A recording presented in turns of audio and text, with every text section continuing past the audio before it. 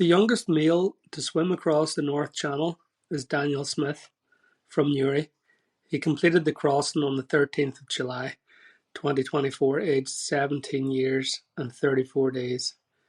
He departed at 3:48 a.m. from Donaghadee in County Down, Northern Ireland, and ended at Dunsky Castle near Port Patrick, Dumfries in Galloway in Scotland. His swim was later verified by the Irish Long Distance Swimming Association, and he is now officially a Guinness World Record holder. Daniel's total swim time was 12 hours and 26 minutes and 44 seconds. Absolutely insane. A phenomenal achievement. Here's his story. You are an Iron Man!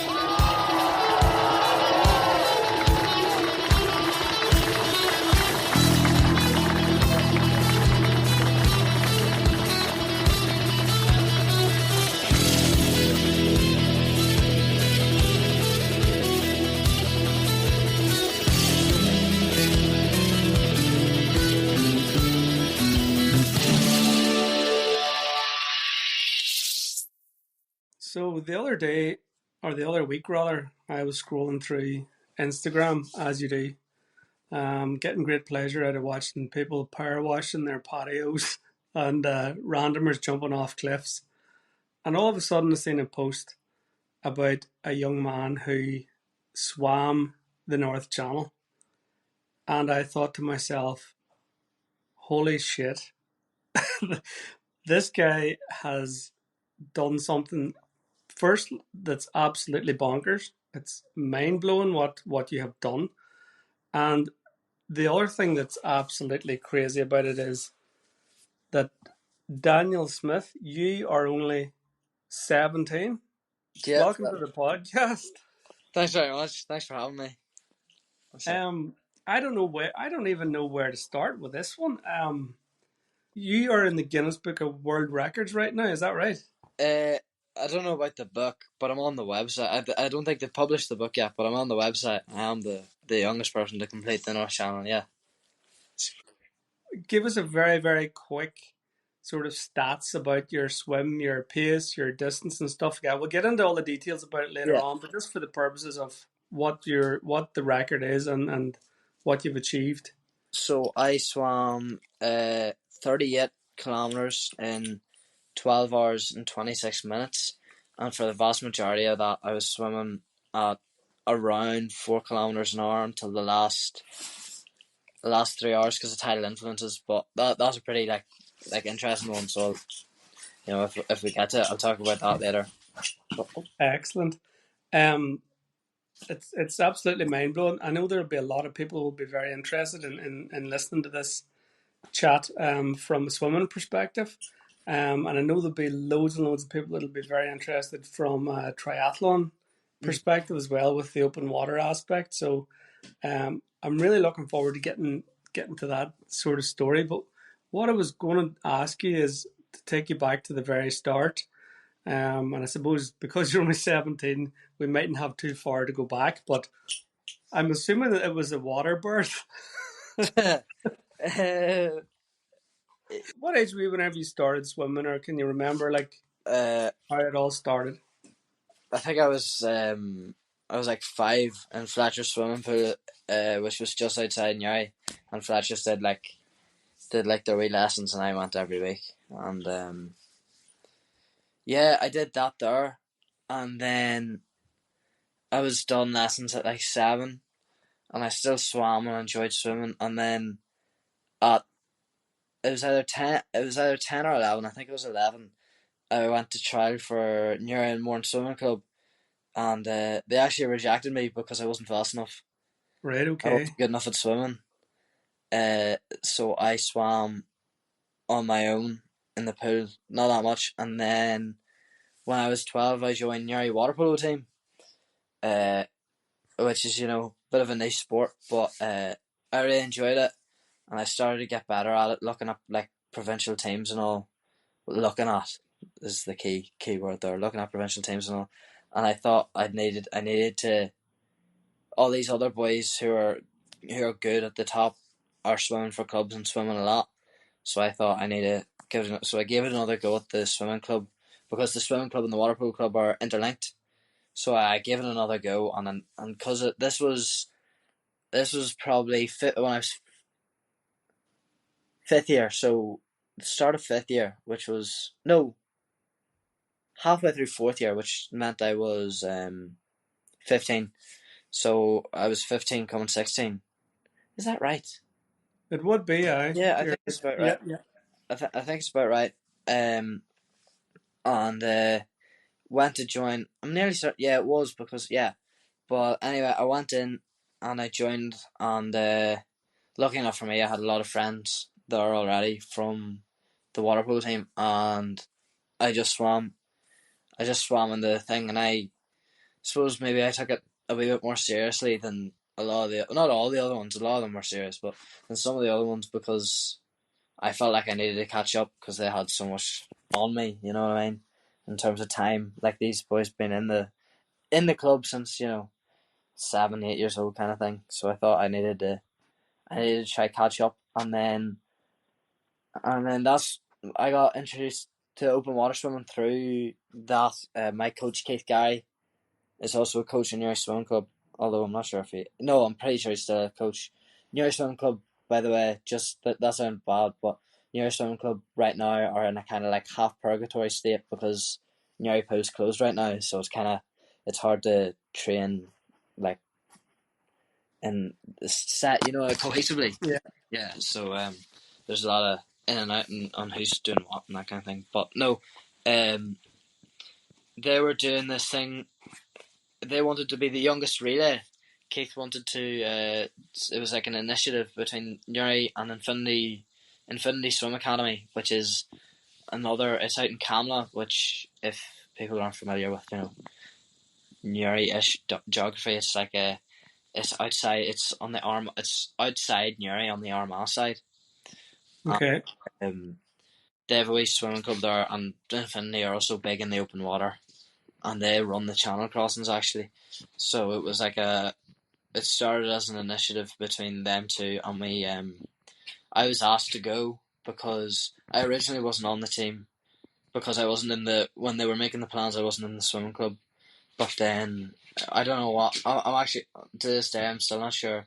But Keith just asked me if I wanted to do it, and I said, "Yeah, why not? That sounds great, crack." And So you were swimming in the pool, just really to try and get your swimming up to speed, as it were. So at that point, in order for you to get advanced in the water polo, you were probably, or were you more interested in building your strength and your speed at that point than you were for your endurance, or was it a wee bit of both? yeah, for then I was more interested in my strength and my speed, and I worked on that at home, very like rudimentarily, like push-ups and squats, that kind of thing, bodyweight exercises. But I just kind of did what I just did what I was told. I was given the were given to us, but yeah, I definitely had a focus on trying to get that explosiveness and being able to last a full match of water polo. So there was a wee bit of a mix because water polo is really taxing on the body because you have to, you're never sitting standing. You're always treading water, sprinting and stopping. It's similar, like similar to football, but instead of running, you're swimming in terms of cardio. But yeah, Um, there was a mixture, but yeah, it was definitely a focus on speed and strength.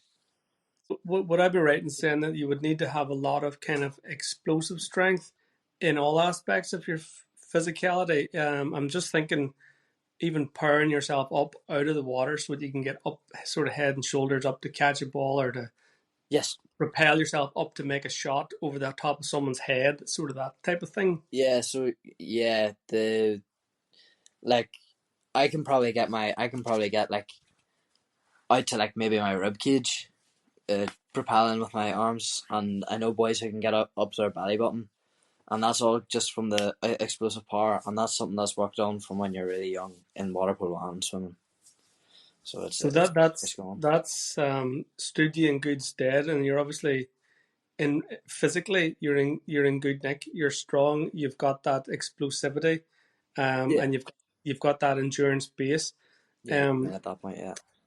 Tell me how you transitioned from the pool then. So initially you were kind of doing it for the water polo, so it was Yeah. about a means to an end to get to further your um sort of water polo thing. But at what point then did you venture into open water, and did you go straight to the sea, or did you try some lake stuff, or how did that sort of work out for you? So for the chili dippers, I just went to the first team one, and we went into not Camla, Carlingford Lock on the Carlingford side.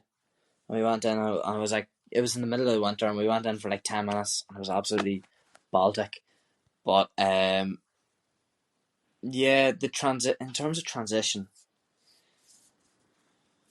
at that point, there wasn't a huge amount of transition, and I'm not putting down relays for sure, because it's a crazy endeavor, and it's really difficult. But after I got to base fitness in that field, so there would have been about 4 months or so. Well, because I like to think if I commit to something, I commit to something. So I went and I said I was going to do this. So I went and I got to the level where you need to do a 2 hour qualifier. So I Mm-hmm. trained in a certain degree. So I trained to be able to do that and complete that. And that didn't really need much more than what I was already doing. It was just a bit of cold water training. But I've always had I live close enough to the sea, and I've always had a solid cold tolerance and a love for the sea. Sounds a bit corny, but I've always enjoyed being about the sea and being in it or above it, doing whatever. So it wasn't too hard of a transition for me. It wasn't too hard of a transition for me. It was definitely a challenge in its own right, but I wouldn't say the actual swimming was the real difficulty in starting open water swimming. And whenever you're doing open water swimming, that might look very different from my open water swimming. Mm. Um, are you using a wetsuit all the time whenever you're doing training and things like that? Or do you do it all in skins, or what way No, does that work? I don't own a wetsuit. I don't own a wetsuit. So your all your training was your togs, a cap, and a pair of goggles, and away you go. That's it, and some earplugs because my poor wee ears hurt when I get into the into the cold water. Don't understand it. It's don't understand it, but yeah, and the earplugs. But So the other thing then, I suppose, is the sea temperature. mm, Would I be right in saying if we compare the temperature of the sea, it remains reasonably? I mean, sorry, it doesn't remain the same temperature, but the range is a wee bit higher throughout the year than it would be in a loch. Our local lake here, for example, in Loch Macquarie might drop down as low as 3 degrees in the winter, mm, and it can be as high as 20 degrees in the summer. yeah, The sea kind of holds its temperature a wee bit better, doesn't it? But so, what's the sort of lower end of the temperature scale that you would be the training in? lowest the lowest I'm nearly certain was a 6 degree, and it was snowing. I remember it was 6 degrees. I was snowing. I was not in for very long. Not in for very long at all. I don't think I didn't. I don't think I even did swimming that day. I think I got in, screamed like a little girl. Stood there for about 5 minutes, and promptly ran back out to the safety of like the heated car. But Brilliant. So that's pretty hardcore. So you were going into the sea and it's snowing and everything, like so. oh, it was class. It was so cool to look at though. There's a class picture of it in my house back home now. It's like I'm not in the picture, but it was on the same day, and it was serene too. You know what I mean? Like it was really light snow. It was like something out of a movie. It was class. It was class. No, the sea, it gets up to, well, it depends. Up here where I am right now, which is in Bangor, and that's where you go from Donaghadee, but the water's right. The water's the same essentially. It's the same body of water, and so in the early morning it was 13 degrees, Mm-hmm. in and around 13 degrees, 13.2, and then at the height of it, and that obviously, I suppose the people listening won't know like what they were from, but it was an absolute stunner today, probably like our only day of summer this year.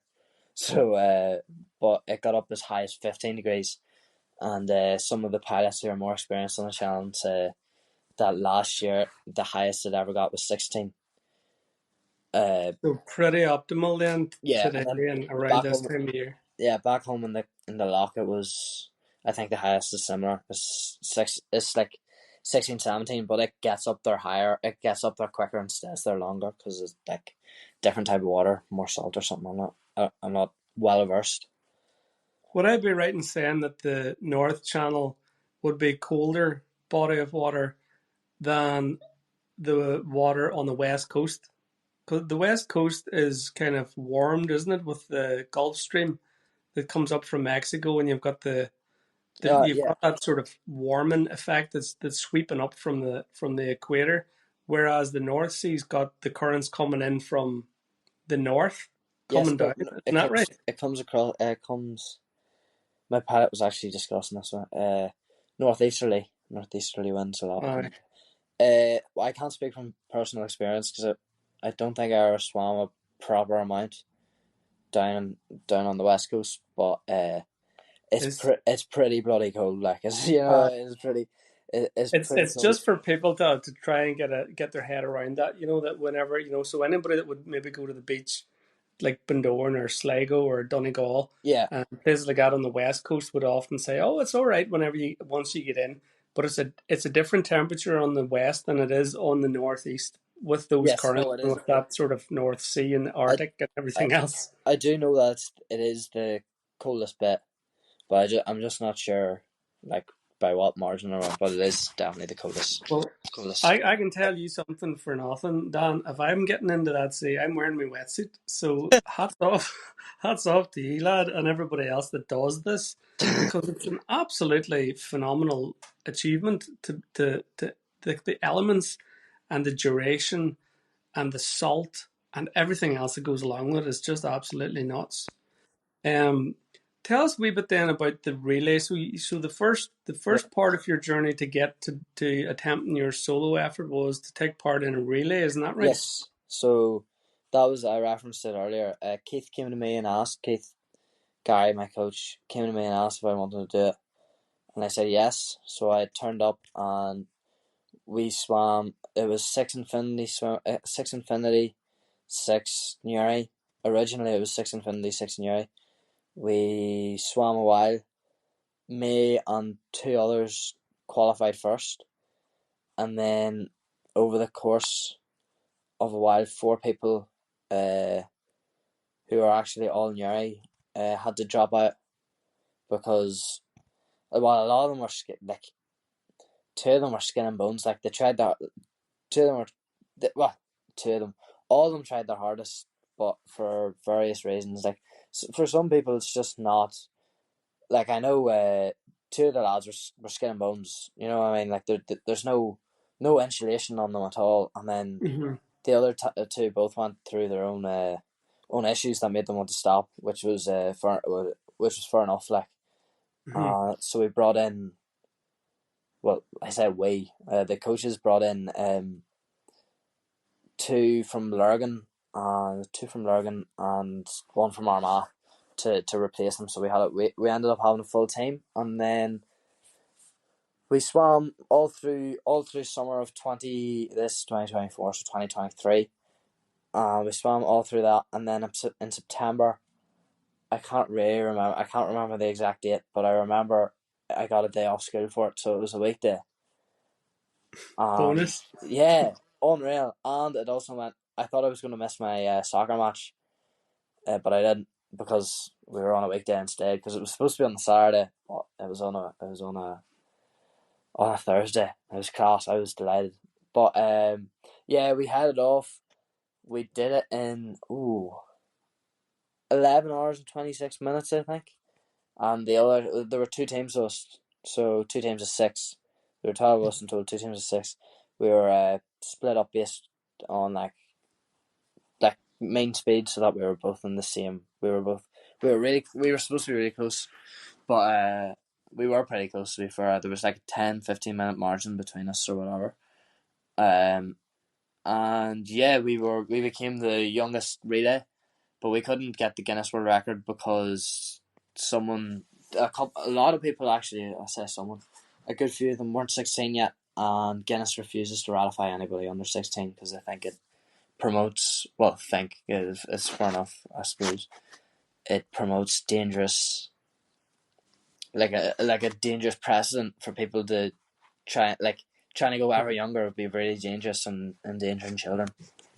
No, that's fair enough, and a good point. Yeah, absolutely. It's something that you shouldn't just decide on a whim. I'm gonna make sure that my kid does something as Yeah, nuts as that. Like, yeah, no, that's fair enough. What I wanted to find out too, just before we talk about your big day, yeah, is in terms of actually the planning mm. that must go into making this crossing. Oh You yeah, just don't rock up on a. You just don't decide, right, Sunday 8 o'clock. Let's meet at this pier and we'll head in that direction. yeah, Would I be right in saying there's a lot of planning has to go into this with regards to the tides, the shipping lanes, the mm. coast guard? I mean, how does it all kind of pan out, or is all that taken care of by the crews and by the other people that are involved, or? Yeah. A large amount of it is taking care of Jacqueline and Podrick and everybody at Infinity Channel Swimming, and they're brilliant. Like they've been getting people across since before I was born. I'm pretty sure they've been going a while anyway, and Mm-hmm. they have it well sussed, and there's no one better in the world, and they have. From my limited experience, it doesn't seem like shipping lanes are too much of an issue because the sea's pretty big.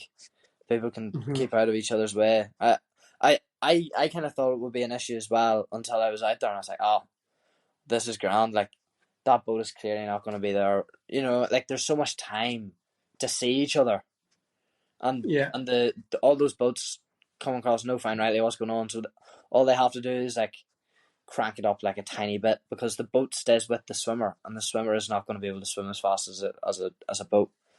And then in terms of the Coast Guard, they're aware of everything.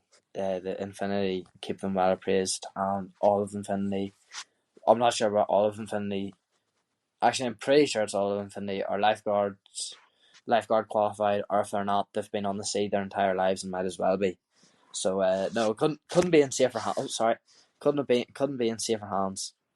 no, that's class. And then I suppose there's communications, radio channels and Yeah, stuff like that there where everybody can communicate. So if you do spot a boat, they're able to give a wee warning out, to take yeah, get out of the way a wee bit or whatever, like, yeah. Well, yeah. Well, there's the intercom for all craft, and then Infinity have 5 boats now. Because demand's going up and up for relay, solos, different swims, not just the North Channel, but all about the place.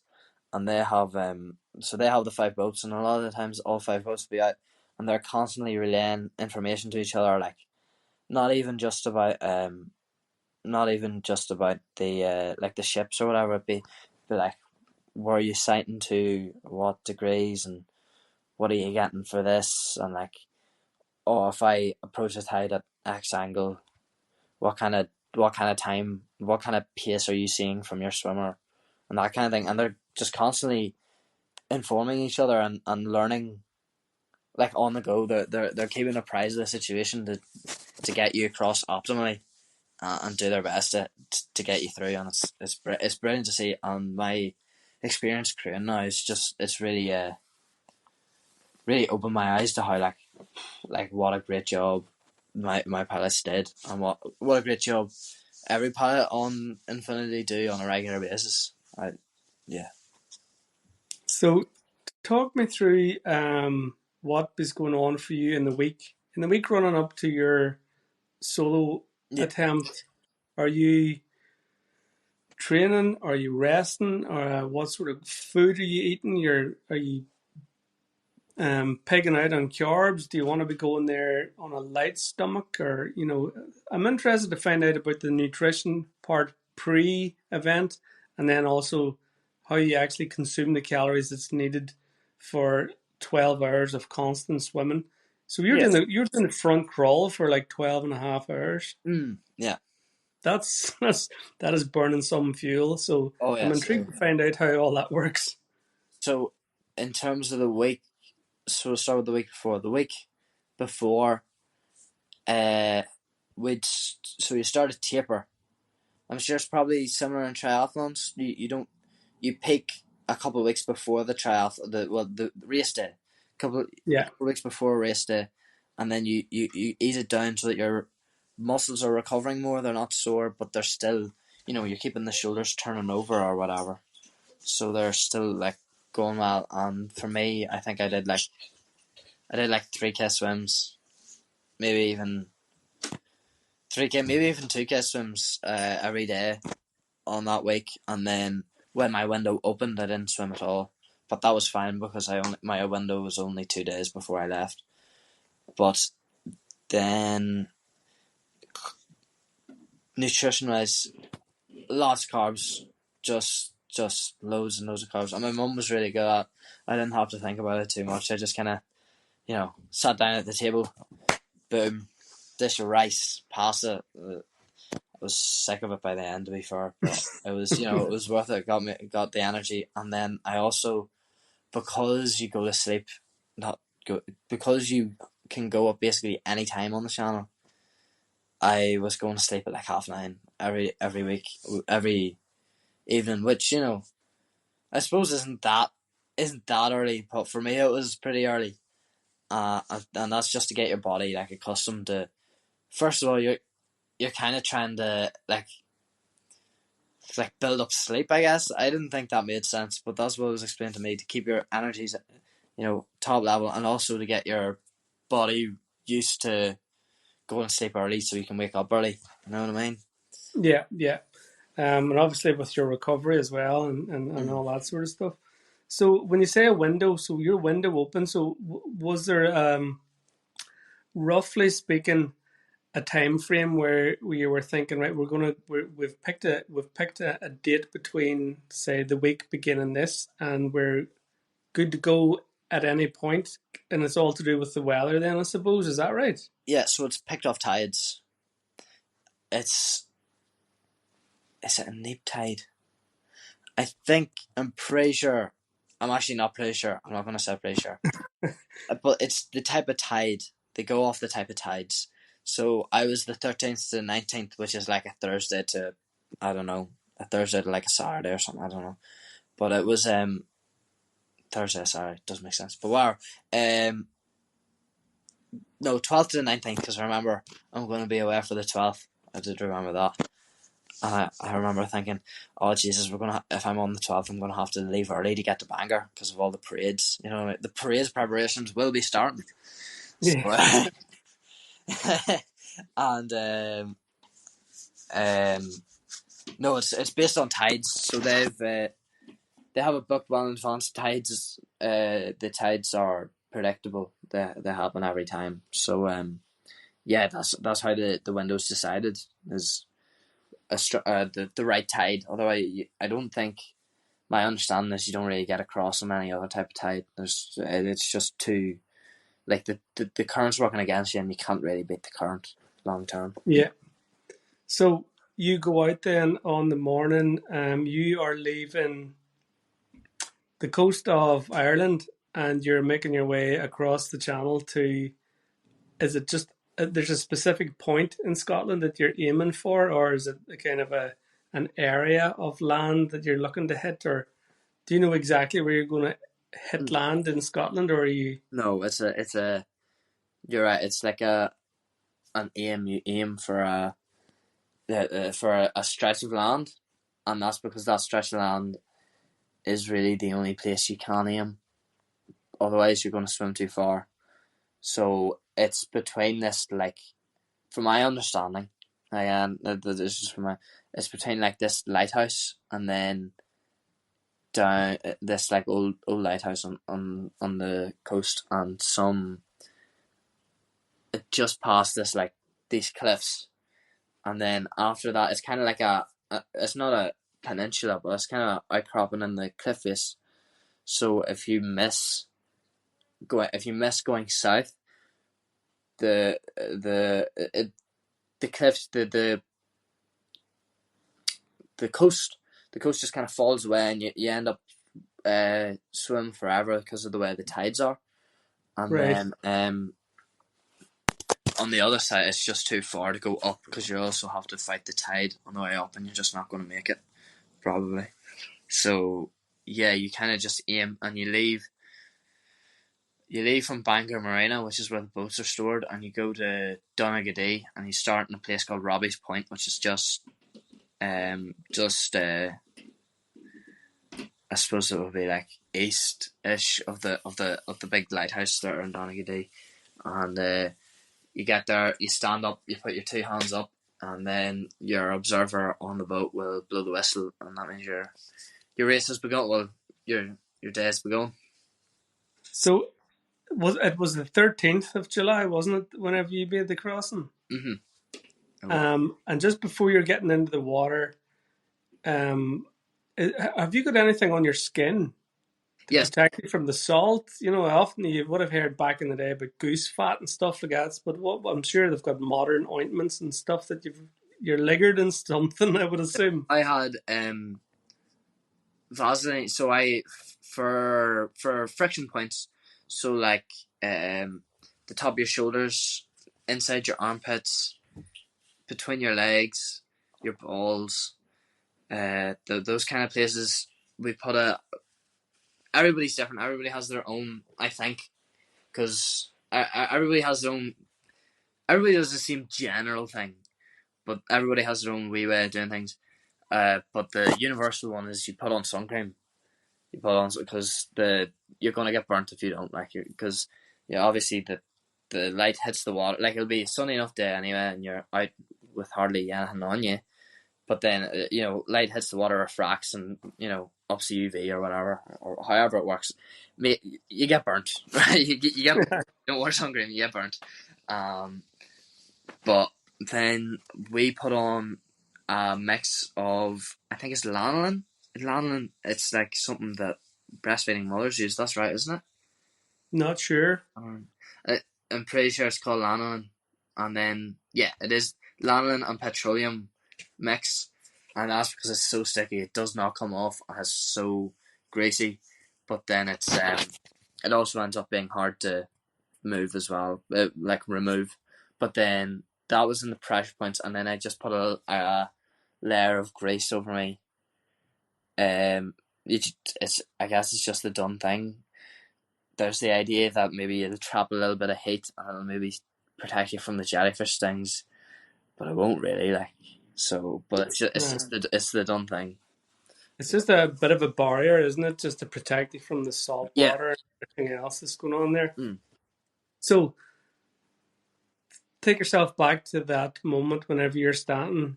What's going through your head as you're standing you're standing on the shore, you're looking out to the sea, there's a boat in front of you, there's a guy with a whistle. You put your two hands up in the air. Yep. What's going through your mind as you're thinking, holy shit, I am about to now try this. I'm going to swim from here to Scotland. I'll tell you what was going through my head. Alive by Pearl Jam.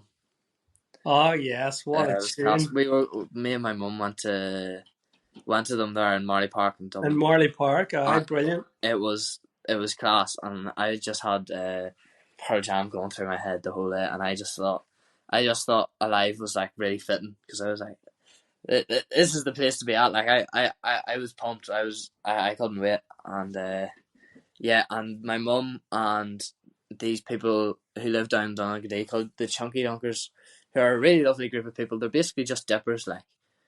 Well, some of them are just dippers, but they're all really involved in like the open water community and the channel swimming community, and they come out and they mark the point, because I started in like dusk, but a lot of people start in like because I went in July, really bright out really early, so I could always kind of see, but I still needed a light.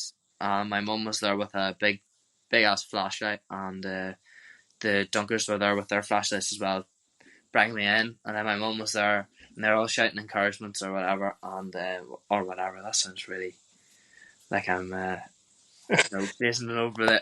Very heartfelt, and it really did, really bolstered me.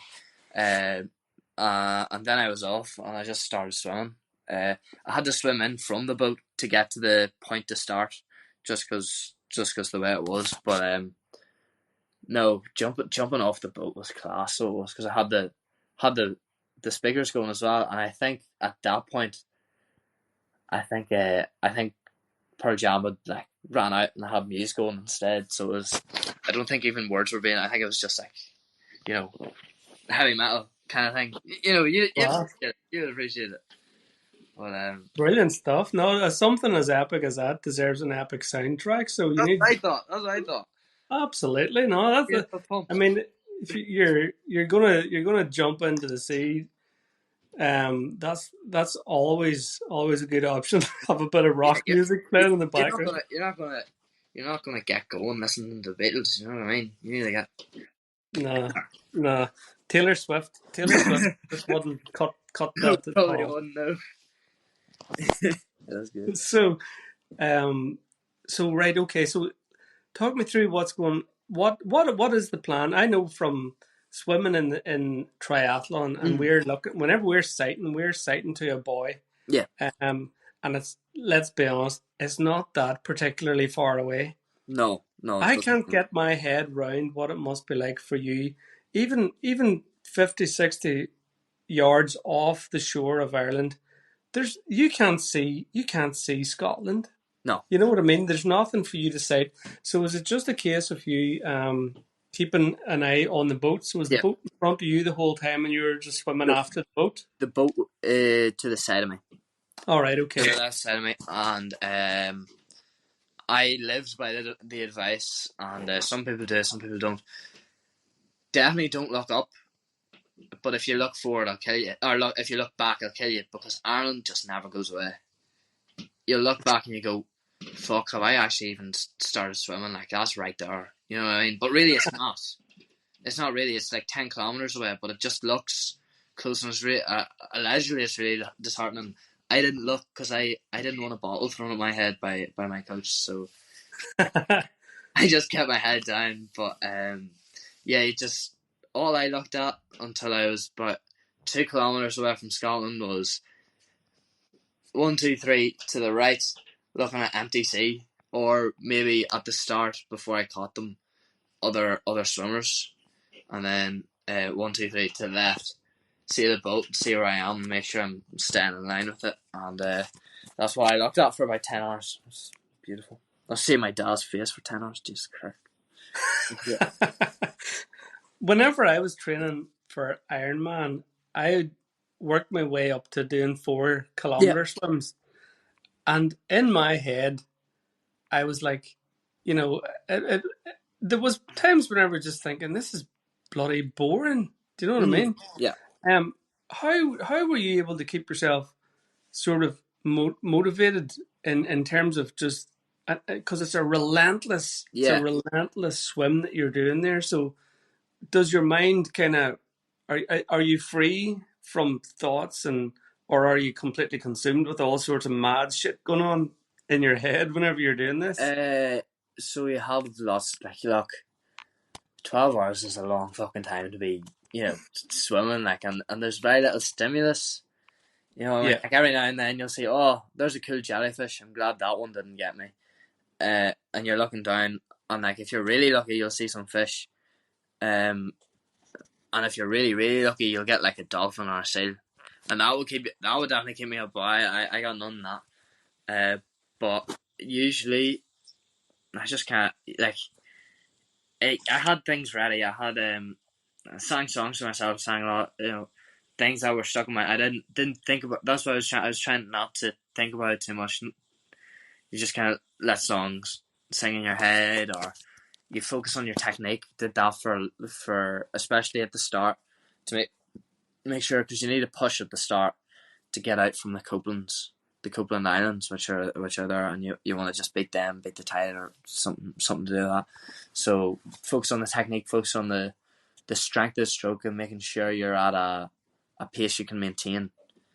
That's what I spent for the first hour, was kind of fine tuning that, and then counting, singing, mantras. Mantras is a good one, and But mantras, some people use mantras religiously. I know my coach uses it religiously, but I tend to only use them when I'm struggling. And mantras are usually just they're like affirmations, right? And it'd be like I am. It's always I am, and then something. And I had a few. There's one photo of me that I don't know. So someone took a picture of him, and I seem to love to use. And it's on my forearms, which was really good. My coach wrote my family's name, mum, dad, my brother Cohen, and then I told him to write his own name there for the crack, just for the fun. But and then on the other hand, I had indomitable, which you wrote a book. I'm sure you know what that means, but it was just how I was. Indestructible, is it like? You can't be indomitable. You can't be dominated. You're indestructible. Yeah, basically, you're unbeatable, and that's how Can't I be was. beat. Yeah, yeah. And that's what you repeat to yourself, because if you're indomitable, nothing can get you. The cold can't get you. Tiredness can't get you. You know what I mean? And it's I am indomitable. I am relentless was another good one that I always liked. I am Daniel Smyth, which sounds a bit, just a teeny bit egotistical, but Not at all. it's good to like remember, like I it's not that I am doing this for me, it's that like I am myself. I know who I am. I know this is what I'm trying to achieve. It's hard to describe. It's hard to. It'll work. If you go out and you go for like a long run and you're like, Jesus Christ, my knees are sore, and you start repeating it. I am whatever. It will work. And so that's mantras. And do I have anything else? Oh yes, about like 4 hours in, I had at the time. I had multiple brilliant ideas actually that in hindsight weren't so brilliant. I started. I asked them to ask me riddles. So there was a whiteboard. I asked them to write riddles. Realized I couldn't really read them because my goggles were fogged up. So I had to really squint. But that was a good way to pass the time. And then about 7 or 8 hours in, I started. This was funny. I started trying to design the tattoo that I decided I was going to get to commemorate this. Class. And I was thinking of all these like crazy designs, and I was like, oh, here, that would be class. And I wasn't thinking about how sore it would be, and I wasn't thinking about any like practical ramifications of a tattoo, and also the fact that I'm 17, so I can't get a tattoo. But that kept me occupied for a good bit, and then there's like, if I'm being perfectly honest, there's a good bit of boredom, and there's a good bit of fuck this, why am I actually here? You know what I mean? It's like, I was never like, I'm going to give up, but there was long periods of time where I was like, fuck, where is Scotland? Like, I would, I just wanted it to be over at some points, but then at other points, I was like, at all points I wanted it to be over because the aim is to complete the swim, but sometimes it was like, like a disgruntled, I want this to be over, and other times it's like, it motivates you, and that's just how, like, over such a long period of time, your mood kind of fluctuates. So yeah, there always ends up with something to think about. Like, there's always or people sending you messages, or your mind just wandering. I let my mind wander sometimes. There is a lot of boredom, but like, you just techniques to try and stave that off as much as you can. Yeah. So tell me how you were able to take the calories on board then whenever you were actually doing the swim and keeping yourself hydrated. Are you allowed to touch the boat? Are you allowed to stop? So you're not allowed to, so the crew have to drop it into the ocean just or whatever? Or Yeah, how does it work? how we done it was, and this is how most people do it, is tie a bottle to a line, threw the bottle out to me. I drank the bottle, and what I drank was maltodextrin carbs, orange diluting because maltodextrin carbs taste rotten, and hot water. And I'd have about 300 milliliters of that every. So my feeling was the first hour and a half I wanted to just get in and just lock in and just swim for an hour and a half, get into the thing, get past the couplings, be strong and have a strong start. But then every 45 minutes after that, I drank that much extra, and then every other feed, I had solids. And now this isn't. It's not that I wouldn't recommend this, but this isn't optimal. Like, but because like you want to be you want to be moving, but I just like, and I found it throughout my swim. So like, I like having like actual food to eat. You know what I mean? Yeah. And I like stopping, and maybe the feed is definitely longer than it needs to be, but I liked being able to speak to people. I like to think I'm a pretty social guy. This sounds weird, but like, it's nice after staring down into like an endless like sea of blue to stop and talk to people and just eat like. And it's the solids never big for any actual like nutrient wise. It's just like something I like Terry chocolate orange or Kinder Bueno or something like that. Yeah. Yeah, So just that was. and also to get the salt water out of your mouth because it's rotten.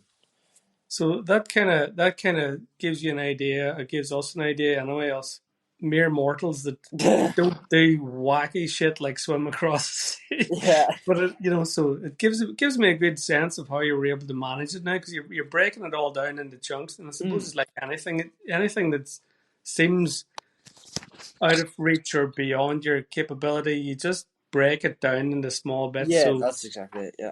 yeah. So tell me what you were thinking then, or how it panned out, whereby you'd been in the water for maybe 12 hours or 11 and a half hours or whatever, but you see Scotland in front of you. Yeah. What's that? That must be a huge moment of like, oh my god, yes, at last, there it is. It's right there. Um, So was so was that last? I read somewhere that the last part of that swim was particularly difficult for you to get, sort of the last sort of 3 mile. Was that right? I don't know, miles, 6 kilometers, so whatever that. It's probably like it is probably in and around that. Yeah, But about 3.5 mile or so then. yeah. Yeah. So what happened was my coach told me I have a bottle of Carlingford Lock left, and a bottle of Carlingford Lock. It's a race that happens in Carlingford Lock where I live and I swim in. And I'm like, oh, here, that's class. Like, that means I'm done. I'm gonna be done in like an hour and 45. Like, and then I was like, oh, you know what? I'm really tired. I'm gonna say it'll take me 2 hours. You know what I mean? I was like, oh, it'll take me 2 hours, and that was at I think that was at 8.5, 8 hours 45, and I was on for, if I just said for myself, a really good time. It was well above like what I thought I was capable of, but obviously I had I don't know, I rose to the occasion, and the tide wasn't stopping. It was a choppy day. It was a choppy day, but it was never going really against me. So it was grand, and I took advantage of the slack tides and all that kind of crack. But no, the last 6 kilometers took me 3 hours, and usually it would take me between. So that broken down is 2K an hour, right? Usually I could do between like 3.5 to 4 in an hour, and at the start I was doing nearly 4.5 an hour. But what happened was the tide turned, and nothing you can do about it. But we had a particularly weird and bad one, kind of pushed you south, and it just kept pushing me, man, and it was horrific because Scotland was just there, like, you know what I mean. Scotland was there, and it was just there for so long, and then even the last 2 kilometers, I managed to break out. I managed to break out. My pilot got me through it. Like for the last 45 minutes, I could kind of swim normally, but I was goosed by then. So I still wasn't swimming very fast, but I was just, all I felt was relief. I was too tired to feel happy. I was too tired to feel excited. I was like, holy fuck, I'm close to being done. You know what I mean? But yeah, so I was on for a sub 10. well, maybe not sub 10, but a 10 something. And then I Yeah, ended up at a 12 hours 24, which is, I'm still immensely proud of it because everybody swims their own race. And some people get really good days and they're really good swimmers and they take advantage of that. But some people are really good swimmers and get really bad days and they get longer times than me.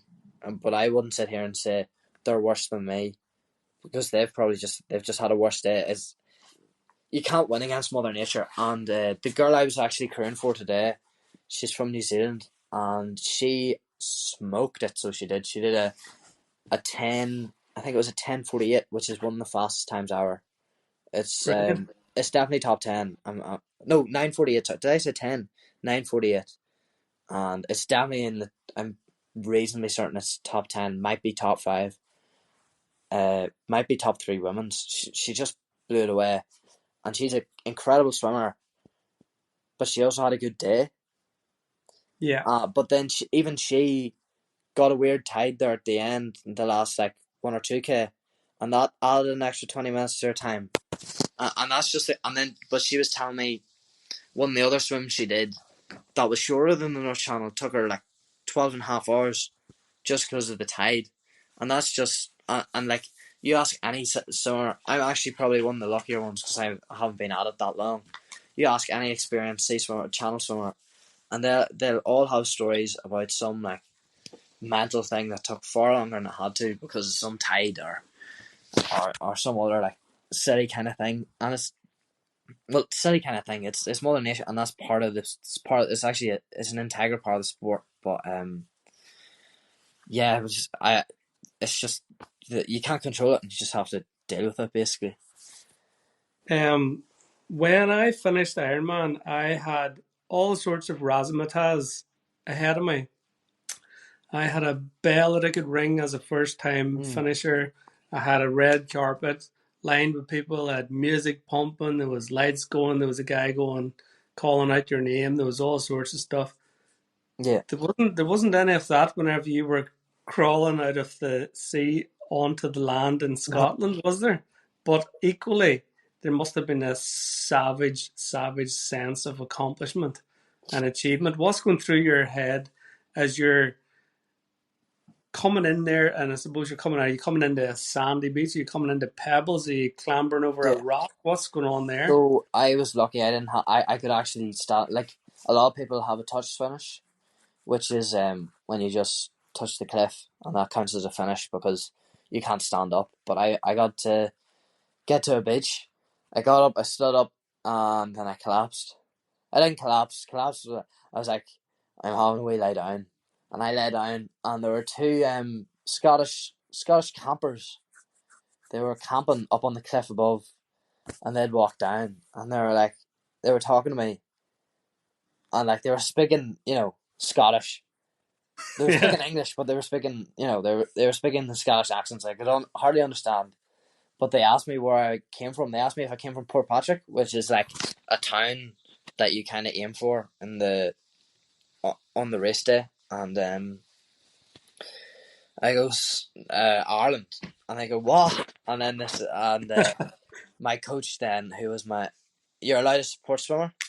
And he came in the last I don't know, like 45 minutes or so, which is when he's allowed to do that. It's well within the rules. He actually waited so that he could get in then. He could have got in earlier, but he waited to get in then because I couldn't see where I was aiming for, because that section of it is quite rocky and shorn, and they wanted to just bring me into the beach, which was a good thing too, because I hallucinated a beautiful sandy beach directly under there's a castle there directly under the castle. I was so sure there was just a beautiful sandy beach there. It was all just sharp rocks, like really, really sharp. Like movie villain sharp rocks. yeah. I would definitely live at the top of that cliff, kind of sharp rocks. And yeah, so he brought me in. I just collapsed, and I was like, "Oh my god, I have to swim back to the boat." And that was that was the hardest thing I ever done, was getting back into the water and swimming back to the boat.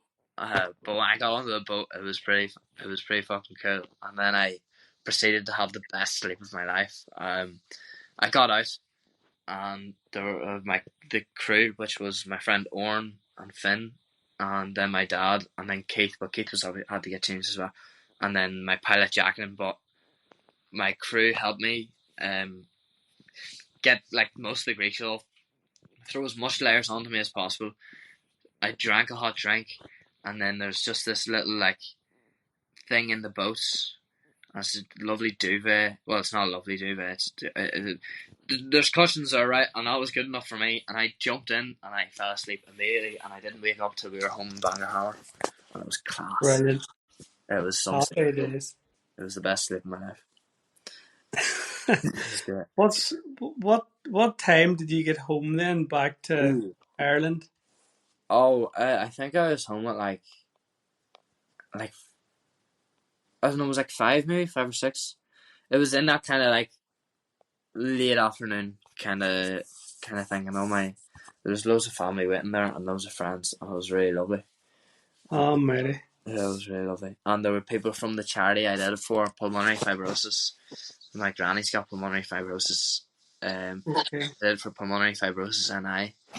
And there were loads of people who like had it, or like and I'd never met them, or they were like part of the charity, and they were there, and they came, and that was pretty crazy, to be fair. Got me pretty emotional, but yeah, it was class having so many people waiting there for me. Actually, it was really cool, and they were all very supportive. It was great, and I had alcohol-free champagne, and Dad and Keith had proper champagne, and it was all great. That is an absolutely astonishing story. And what's probably even more astonishing is you're probably going to do this again, aren't you? Maybe the North Channel.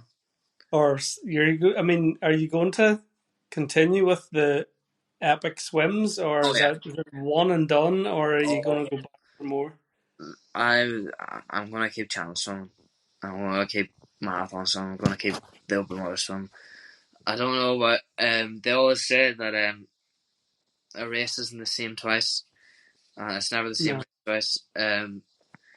So I would definitely, if I ever did think about doing it again, I would be given it a good long time before I came back to it. But there's so many different. Like I've been talking to so many people the last few days, and it just opened my eyes to like how many swims there are, and like there's no end to like what I could do. Well, there's obviously an end to what I could do, but like there's so many options out there. So yeah, no, I'll definitely keep it going. Okay. And we were chatting earlier before we hit the record button. Yeah, You're going out on you're crewing again tomorrow yeah, in the boat. That's probably something that's going to maybe give you an interest as well moving forward. yeah. It's really even today. I was really inspired by Rebecca, the girl who did it, because she was just a phenomenal swimmer all around. Like, but also it was interesting hearing. It opened my love for the open water swimming a wee bit more because it's so international. Like I was learning, so like she obviously had crew as well, and I was learning all sorts of things about New Zealand I never heard about it, and I was enjoying telling them about Ireland, which was usually like, yeah, New Zealand sounds way better. It was usually how the conversation went, but it was and just hearing about all these different things that are out there to do and about the world, and then there when we came back in, one of the other people were Australians, and we were talking to them, and they were brilliant as well, and it was just, and yeah, the crew definitely does it both invigorates the love, but reminds me of how hard it is, like watching. And I remember sitting there, and like I done it 3 weeks, it wasn't 3 weeks ago, 2 weeks ago, and I was still sitting there going, Jesus Christ, I am cold and I'm bored right now. I'm imagining what she's feeling, and I was just sitting there, and I had jobs to do. I wasn't really bored because I had jobs to do, but I was cold, and I was like, fuck, here I'm tired. It was an early morning, and it just reminded me like how massive an undertaking it is. Yeah, so it invigorated me and cautioned me as well. It's absolutely insane what you've done. It blows my mind. I'm absolutely amazed that you've done it, and I'm amazed that you've done it at such a young age too. You know, you're going back to school now in Yeah, 5 or 6 weeks. Do you know yeah, what I I mean? am. Yeah. And Oh, I can't wait. Yeah. it's almost comical to think of the teachers. I know. Obviously, like you're going into seventh year, and you're in the brothers. You're going into seventh year. But I'm thinking back of when the teacher says, "What did you do at the summer?" and Yeah, the yeah. lads, all the rest of the lads Oh, will be I like, gotta. "Well, I What do you went call to it? I gotta. went to Cyprus for a week, and then or I bought a bike, or I done this and that." Go, I just took an ocean one day and swam to Scotland. Yeah, I actually got a post on the school's Instagram page, and I thought it was the funniest thing ever because it was the first time I've ever seen a not get. Well, no, that's not fair. That's not fair. But I just thought it was very nice of them to put it up. It was very nice of them to put up, and it was surprising because usually they don't have much. Not that they don't have much time for it, but their focus is on other sports, and I thought it was brilliant that they put it up, and that brought a smile to my face. I was like, "Hey, that's pretty cool." But yeah, no, I have to go back to school and complete my levels, which is going to be great. And funny enough, we're actually coming home from holidays. Like we'll be on the plane when I get my AS results, and they're online now. So Oh yeah. I'm like exceptionally worried about like being in like an enclosed space with my mother when my AS levels come out. You know what I mean? It's actually going Yeah. to be such an issue. And there's nowhere to run. Like there's nowhere to run. I'm in a plane. I'm in the middle. I'll be in the middle of the ocean. There'll be nowhere to go. It's just not. Well, Well, it might be the, okay. It might be okay. I have faith. the only saving grace is that if your ma kicks you out of the plane, you'll be fit to swim to shore. Yeah, maybe. It depends where they kick me out. Like if I was lucky. I tell you, there's another thing that has entered my head. If at some point in the future you ever decide that you might give triathlon a go, Mm. and build yourself up to contemplating an Ironman, it's probably safe to say you got to swim because it's only Yeah, it's it's only for you. 2.4 mile. I mean, it's a piece of piss for you, isn't it? Yeah, but when I was younger, I always used to think, here an Ironman would be so cool. And I remember my uncle at the time did an Ironman and a few other people, and I thought that'd be so cool. But see my knees, I actually can't run. My knees just won't allow it. So I have to shelve that. But I always thought triathlons and my Ironmans were really cool. And a few of my friends who'd be more, all around it, they'd be talking about it as well. And I definitely love to crew for them. And I think it's a class sport. I was disappointed the Olympic triathlon was postponed there actually, but I Yeah. don't think that's going to happen. No, that's like no. I'm only kind of having a wee joke there with you. Yeah, I used to think I was like I used to think I was brilliant because I could swim 4 kilometers. I would be telling people about that, and they would but be that like, is "Holy brilliant. shit, Like that's a long swim."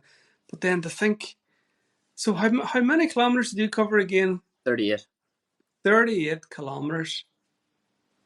Yeah, well, Holy shit! it's just like I'm not going to downplay my achievement because I'm proud of it. Absolutely never ever But do looking, that. yeah, but like how it's like that doesn't mean that like a 4K swim is still incredibly impressive because like ultimately I focused my time and energy on being able to swim that long. You know what I mean? I Mhm. focused on that. So everyone's on like a different stage in their and like I didn't beat the record. So even within that ultra marathon distance, there's still people faster than me. That girl Rebecca that I was telling you about there in New Zealand, she swam an 80K swim before. So there's people with way incredible endurance from me, and there's always a bigger fish, but it's important to just look at your own achievement and be like, obviously you can look forward and go, I want to reach that level, and it's good to have that like competitiveness or whatever, but it's also important to be able to go, you know what, I'm proud of myself because I've pushed myself out of my comfort, and I think that's the most impressive thing is pushing yourself out of your comfort zone to become better or whatever, and it's corny and it's in like every coming of age, you know, American movie ever. But like it is the truth. So yeah. I'll tell you what's impressive for me, Dan, is it took me till I was in my mid 40s to try and suss all that out. You've sussed that out at 17. I Whenever I was your age, I was listening to Iron Maiden, smoking fags and drinking cheap beer. That's what I was at. You're swimming the channel. yeah. At, Well, at 17 now, you know and believe that if you put your mind to something, there's nobody getting in your way. You yeah. know, That's you the hope. can achieve whatever you want to achieve. You can become whoever you want to be. You know what I mean? There's a Yeah. level of power and self awareness and self worth and self esteem and confidence that you have now because of that swim. So it was never just a swim. It has given you so much, and Mm. maybe you're not fully even aware of it yet, but I can see that, and that for me is the most impressive thing about this whole story. And that was the thing that blew my mind whenever I seen this on Instagram. That firstly, someone had done this. I thought this is great. Someone from Ireland has done this, and it's a local lad. And then, but it was the fact that you were 17 blew my mind. So hats off to you, kid. That is just Thanks very phenomenal. much. I appreciate it. But I think everyone has like the abilities, and I'm lucky I had the opportunity to. I had a great, my parents are great, and my life's great. That sounds weird, but like, I'm very lucky. I live in Ireland. You know, I go well. My life's good, and it gave me that opportunity uh, to then challenge myself. And what I did wasn't easy, but I had the opportunity to do it. You know what I mean? And a lot of people my age here around the world, or domestically around the world, maybe don't have they don't have like the unique combination of factors that allow them to just to do something as easily. But I don't think it makes me like I just looked in it, like, well, not looked into it, but I was just come to the realization about those things you mentioned earlier, just because I had the opportunity to have that experience, and I also had the want to do that experience. And a lot of people don't want to do that kind of thing, which is perfectly fine. Like, I missed out. I didn't really go out. Like, I didn't go. I went out a wee bit, but especially the months before, like, I sold my Belsonic ticket because I couldn't go because I was too much of a risk, um, and all that kind of thing. So I made a trade off, and that's basically what, like, I think if somebody else made that decision to try and do it, I think with a similar level of training or whatever, if they really wanted it, they could do it. And I think I think I need to be cognizant of like how lucky I am to be able to do the swim, because the sport isn't cheap. The sport isn't cheap, and it isn't really accessible to a lot of people. So yeah, I think I was really lucky to be able to do it. No, I feel really lucky that you said yes to the invitation to come on to the podcast I because it's been like, oh, here, it's, invited to the podcast. That's so cool. That's like something that like your boys, like, as you said, the boys you see on Instagram are doing, like, you know what I mean? but no, it's great to have that chat with you because it really is a mind blowing thing, and it hats off to you, Dan. Thanks very It's much. a great story, and one.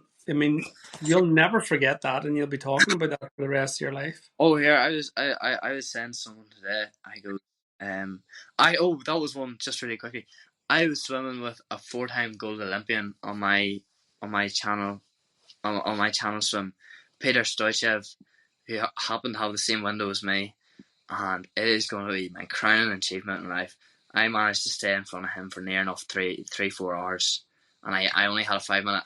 And he was an Olympic champion in 10K and 20, world champion in 10Ks and 25Ks, and I was saying to someone today, I was like, you know what, in like 30 years I'm going to be telling people that I beat them, like, yeah. Oh, you did, surely, I absolutely smashed him. No, but he swam a brilliant swim, but he was really cool. He was from Bulgaria. He was really cool. But yeah, That's unreal. The two lads out in the middle of the channel, like, yeah, it's bonkers. You we know, ended up just really close to each other, which is really doesn't usually happen because the ocean's a big place. But you could end up yeah, going anywhere. we ended up like right. You're not allowed to touch, but we were about as close as you could get without being at risk of touching each other, which was really cool.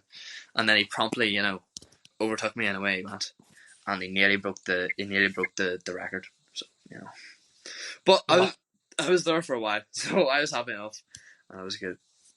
So what's next on your calendar then, event wise then, Dan? Or is there any Um, more events coming up? I would like Or to. are you going to be focusing on school, I suppose, actually, probably now? Get the A levels out of the way? Ooh. Well, yes, my A levels are of vital importance to me, and I'm aware that my mother's listening. So I will be focusing very much on my A levels, but I'd like to complete the Irish Triple Crown, which is North Channel, and then Fastnet in Galway Bay, which is in Galway and Cork. I'd like to complete that, and there's a few other, farther down the line, maybe a university or past, or if I go to or whatever. But no, what's next for me is I've got to go to bed because I need to wake up at 6:30 to go crew for this boy from Cork tomorrow, who I think is going to make it as well. So No, that's yeah.